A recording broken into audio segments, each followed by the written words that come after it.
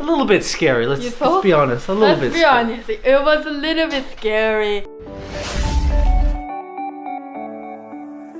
Hi guys, so now we're actually heading out of this hotel, unfortunately, but we're going to another one. So to do that, we got to try to work out how to get there via public transport. We've got to find a ticket machine because otherwise we've got to pay extra if we pay directly on the bus, and plus we don't have correct change as well too, so they might not even let us on. So now is the journey to find a ticket machine.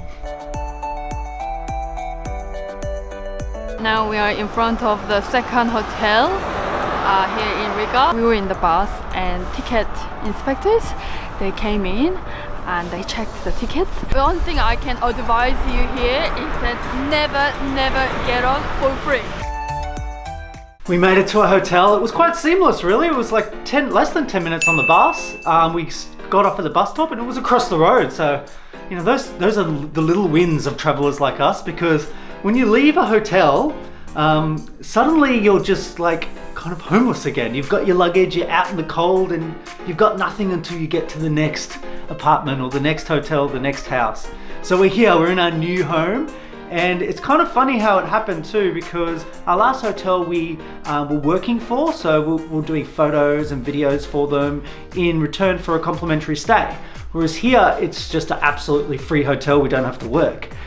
Which is good for us, and that came about because we accumulated some Asia Air Miles, which is like frequent flyer miles. So it's a nice little present for us because it's something we didn't really imagine. Even when we first got the card, this was a couple of years ago from the trips that we had, and we only flew maybe twice on that card, and it gave us 2 free hotel stays. So we're pretty happy with that little bonus that we remembered right before we left, and we quickly booked this hotel and the next one, all completely free. So we get to enjoy these free hotel rooms. And we got a kettle too. This was a little comfort. Look at that. So Rachel asked at the desk if you can drink water in Riga, and you can't, you have to boil it. So instead of buying bottles and bottles of water, we're just going to keep boiling our water. And this way we can have coffee and tea as well too, because we got a little mini fridge, I noticed. Oh, that's sweet. I love it. Is it working though? We've got to plug it in. It's a bit weird that it's not plugged in, but okay. Nothing in it. No. That's unusual. No, we're used to the mini bars now that we're used to the fancy hotels. But so yeah, we're going to enjoy this stay. One thing I found a little bit strange in Riga is this. Switches. They're located quite low, the switches. Like they're not at arm level. They're always down here. Yeah. They're funny. Yeah, I don't get it, because I heard the Latvians are actually taller than average people in the world. Finding out what telephone number Rachel has for her telephone. We bought this. It's only €3 for unlimited data. For a week. So a week of unlimited data for $3. That's for €3. So that's in Australian dollars, I don't know, about $5, a bit over $5. Really cheap, pretty cheap.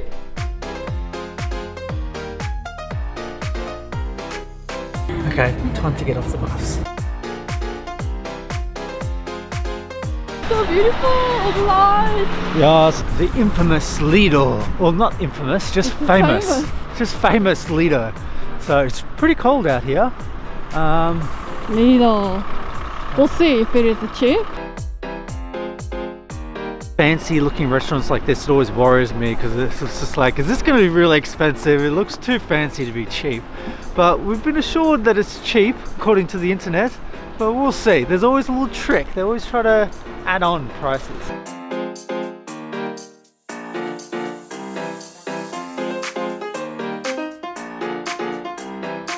So it cost about €12 for both of us, so about €6 each. Mine was probably a bit more because I've got more food, and I've also got a massive pint of beer here, which is the oddest tasting beer ever. I don't even know, it's almost like they've mixed half wine with half beer. That's kind of what it tastes like. What about other things? And so this is like a pancake with ham and cheese. This one's like a turkey cutlet. And just plain rice, because I knew that this would have some sauce that I could mix with the rice. So overall pretty cheap actually, pretty happy with the price. It probably ends up being about 10 bucks, really, a 10-buck meal. At this Lidl, and I think most Lidls, you actually pay by portion. It's by weight, but I think they pretty much have the weights there when you're kind of picking it. So when they give you one portion, it's just 100 grams, which makes it, could be cheap, could be expensive, depending on how much you put on your plate, really. So I think we did pretty well with our one this time. But the other thing too is you can actually just come here and have a coffee with dessert, and it'll end up being really cheap because the coffee is a lot cheaper here, the dessert is cheaper, the beer is cheaper. So it's actually a pretty good little choice to have if you want to have a little bit of food or a lot, which makes it pretty handy.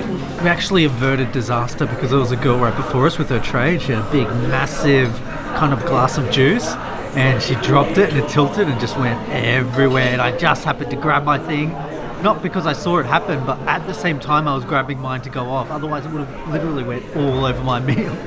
So she was really apologetic, but yeah, I felt sorry for her because it's always terrible when you're at a restaurant and something like that happens. You always feel so embarrassed. Just finished going to that buffet at Lidl, and the pretty cool thing is it's a good place to actually come alone or with someone, because it's just got that kind of vibe where you can just be there. There's so many people just on their own eating, and it's not like the, you know, the vibe that you get if you go to a fancy restaurant and you're alone. It just feels a bit odd. So that's what's pretty good about these buffet kind of style restaurants, is that you can just come on your own, and as a foreigner traveling, that's pretty handy.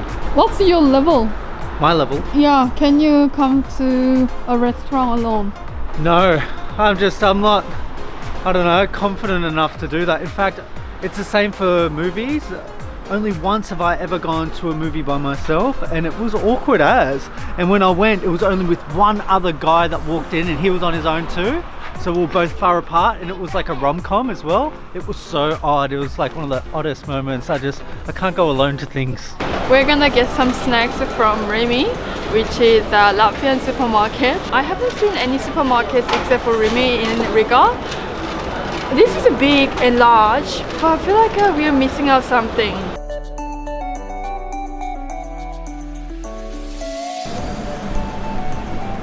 Funny. Cook. Coke above the salad buffet. Look, we're just picking our own little salad. We've been eating so terribly, so we thought we'd get some salad. So we're making our own. I've got some olives, some, I think it's cottage cheese or feta, I'm not too sure. Cucumbers, salmon, a bit of everything. Rimi is so good. Look, you can do the dressing yourself. Yeah. Look, some olive oil, why not? Gotta put a lot.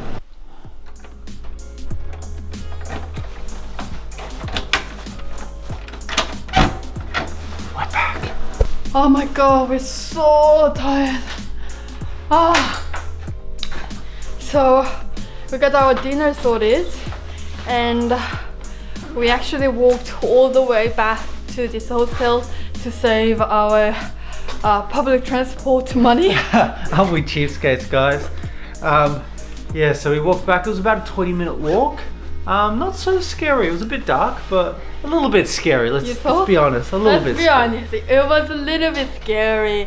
I think the scariest part of walking back home is the fact that there is no one. But you know, we've discovered a few cool streets in Riga. Yeah, I think we might have even found a little bit hipster spot. So we saw some pretty cool looking bars and cafes on the way back. So, and also we saw a supermarket that's pretty close to our house. So it's a win. It's a good way to actually see an unexpected side of the city when you do what we did and skip public transport and walk home. I think night walks always feel a bit longer, especially when they're a bit scary. And you're tired, yeah. Yeah, and actually my arm was hurting then. I was wondering, why does that hurt so much? It's because I got a blood test. Because we finally went to the doctor today. I kept talking about it with Rachel. Oh, I should go to the doctor, I'm not feeling too well.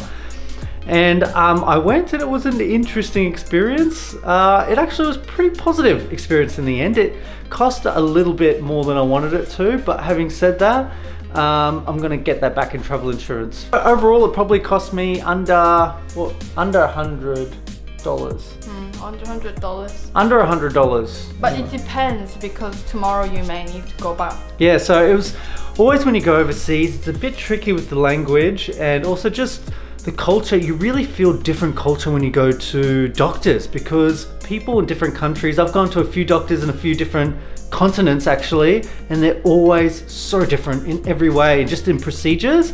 But luckily straight away, and it took me about 2 hours, it was quite a bit of a wait for the GP, but 2 hours and I got blood test, urine test, saw the GP, went to the pathologist, and got my prescription. So it was all pretty good. 2 hours, everything done. And now I just got to wait for the results, and they're going to actually send me the results via email, which I found a bit odd, because usually the results go to the doctor and then they give it to you, not goes direct to you. So I'm still not too sure, probably have to go see the doctor one more time.